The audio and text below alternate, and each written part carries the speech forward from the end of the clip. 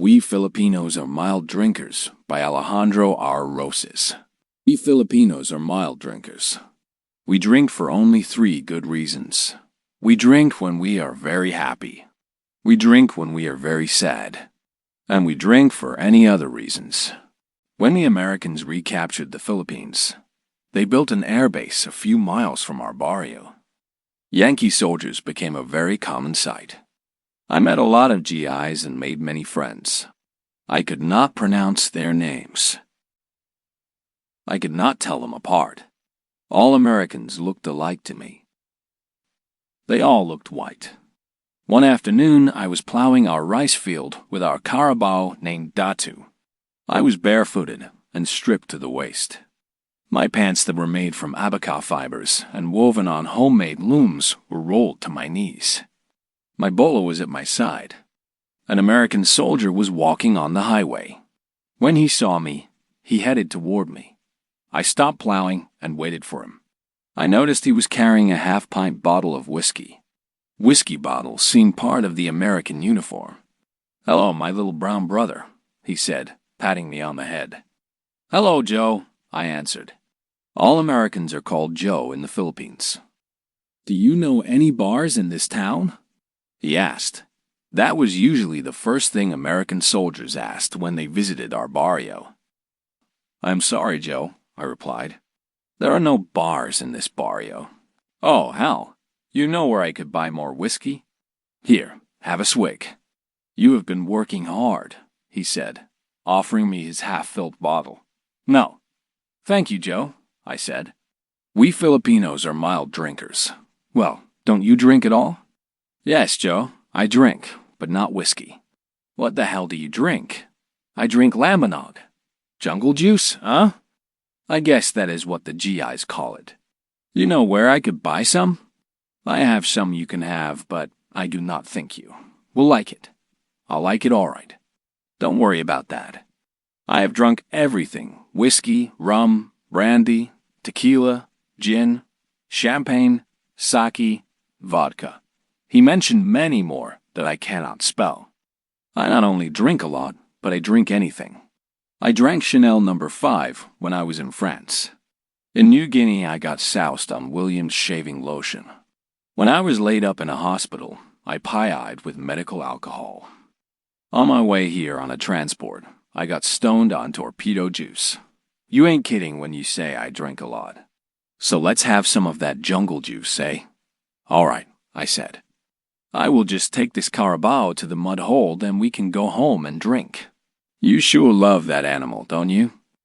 "I should," I replied. "It does half of my work. Why didn't you get 2 of them?" I didn't answer.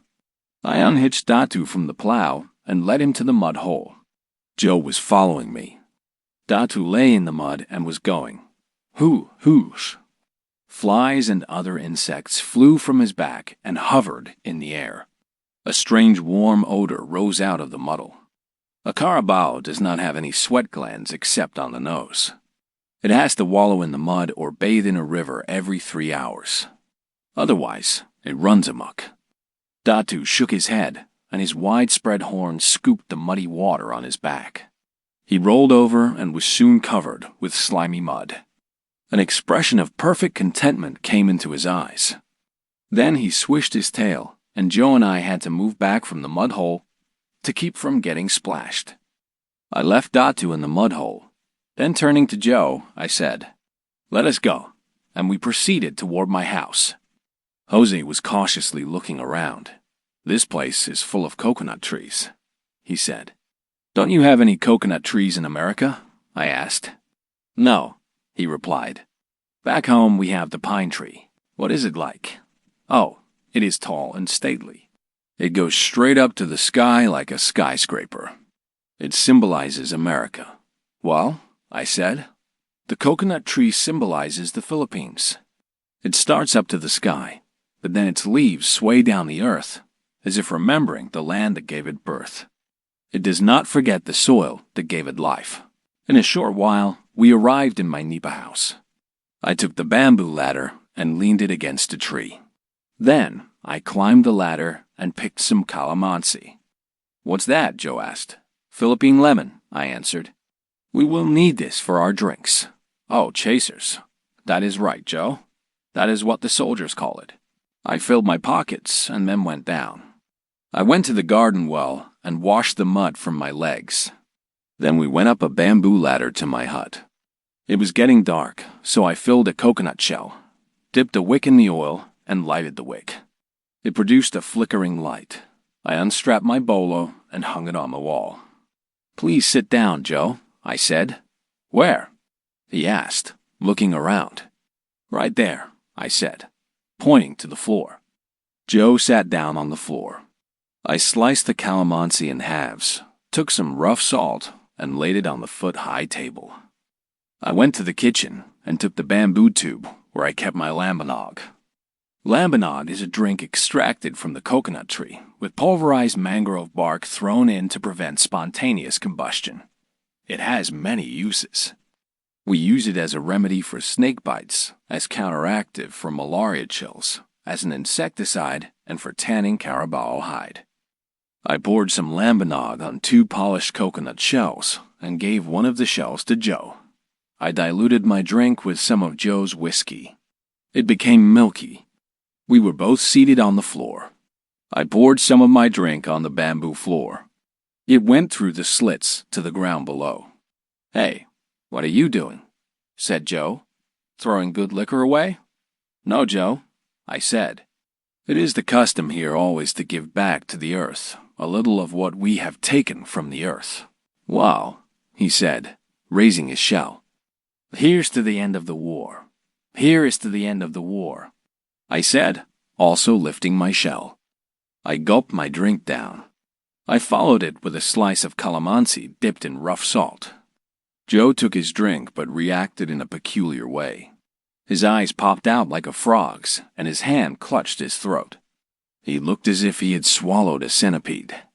"Quick, a chaser," he said. I gave him a slice of calamansi dipped in unrefined salt. He squirted it in his mouth. But it was too late. Nothing could chase her. The calamansi did not help him. I don't think even a coconut would have helped him. "What is wrong, Joe?" I asked. "Nothing," he said. The first drink always affects me this way. He was panting hard and tears were rolling down his cheeks. "Wow, the first drink always acts like a minesweeper," I said. "But this second one will be smooth." I filled his shell for the second time. Again, I diluted my drink with Joe's whiskey. I gave his shell. I noticed that he was beaded with perspiration. He had unbuttoned his collar and loosened his tie. Joe took his shell, but he did not seem very anxious. I lifted my shell and said, "Here is to America." I was trying to be a good host. "Here's to America." Joe said. We both killed our drinks. Joe again reacted in a funny way. His neck stretched out like a turtle's, and now he was panting like a carabao gone berserk. He was panting like a carabao gone amok. He was grasping his tie with one hand. Then he looked down on his tie, threw it to one side, and said, "Oh, for a while I thought it was my tongue." After this, he started to tinker with his teeth. "What is wrong, Joe?" I asked, still trying to be a perfect host. "Plenty. This damn drink has loosened my bridge work."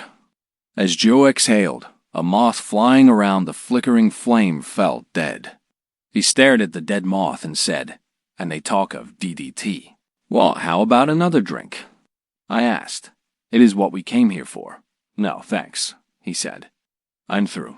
"Okay, just one more."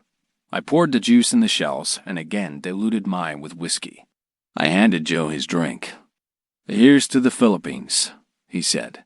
"Here's to the Philippines," I said. Joe took some of his drink. I could not see very clearly in the flickering light, but I could have sworn I saw smoke coming out of his ears. "This stuff must be radioactive," he said. He threw the remains of his drink on the Nepal wall and yelled, "Blaze, damn you, Blaze." Just as I was getting in the mood to drink, Joe passed out.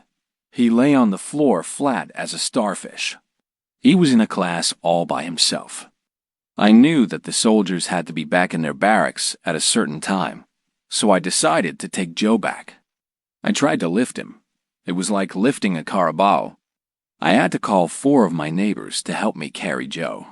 We slung him on top of my carabao. I took my bolo from the house and strapped it on my waist. Then I proceeded to take him back. The whole barrio was wondering what had happened to the big Americano.